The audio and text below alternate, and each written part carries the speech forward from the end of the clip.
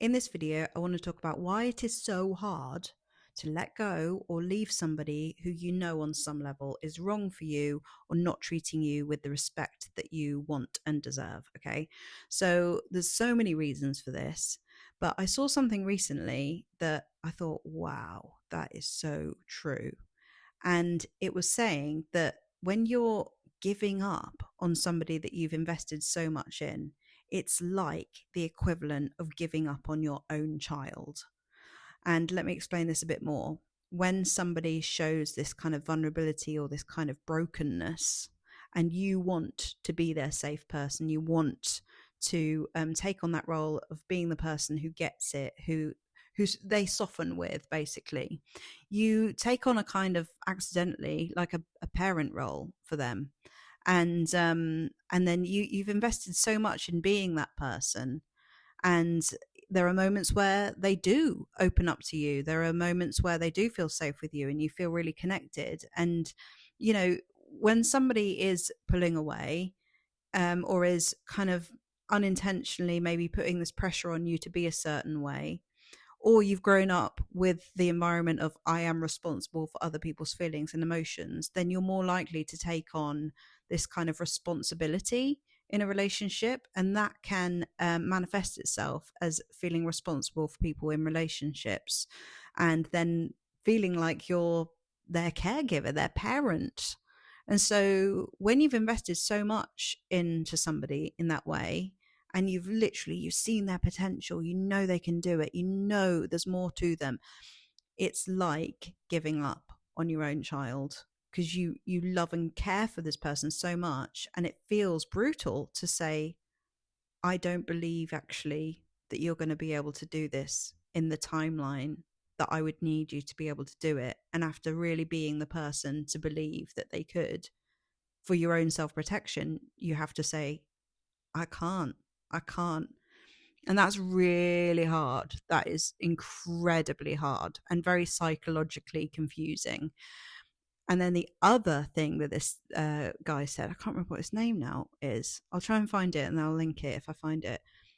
He said that it's like giving up on your own parent as well, because there was an element of needing validation, needing them to see you, needing to prove yourself, needing to get them to love you. And that comes from the deep wounded place that came from the need for approval from our parents. And so two things simultaneously happen at the same time. You want the approval, you want the validation, you want to be accepted because that's what we wanted. That's the unhealed loop from our childhood. So you're giving up on that parent, it feels like, on some emotional level.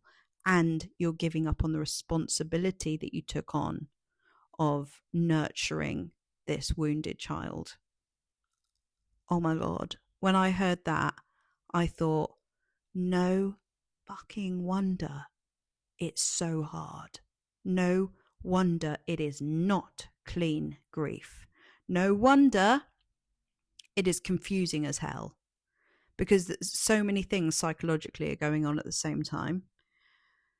And it feels completely backwards, because that's why, part of you is like, I know I need to leave. I know I need to look after myself. I know I'm not responsible for this person. But yet on an emotional level,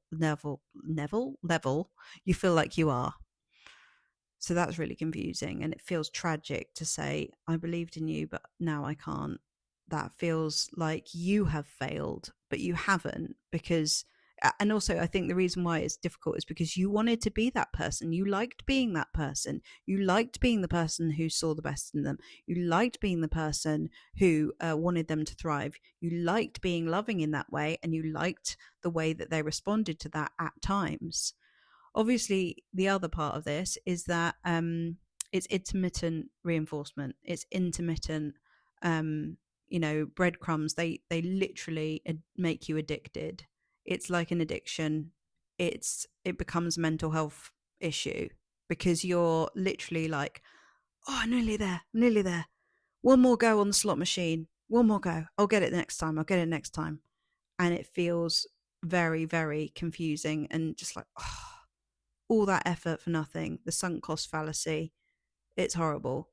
And, people who are toxic in some way, they can be manipulative, and it really makes you doubt yourself. And that's where you start thinking, is it me? Was it me? I'm the one that needs to change. I'm the one that needs to be more okay with this. I need to be more accommodating. I've been too harsh. And then, like when you go through these experiences, I think the thing is that it's literally put in your way to challenge you to like love yourself. That's why this happens.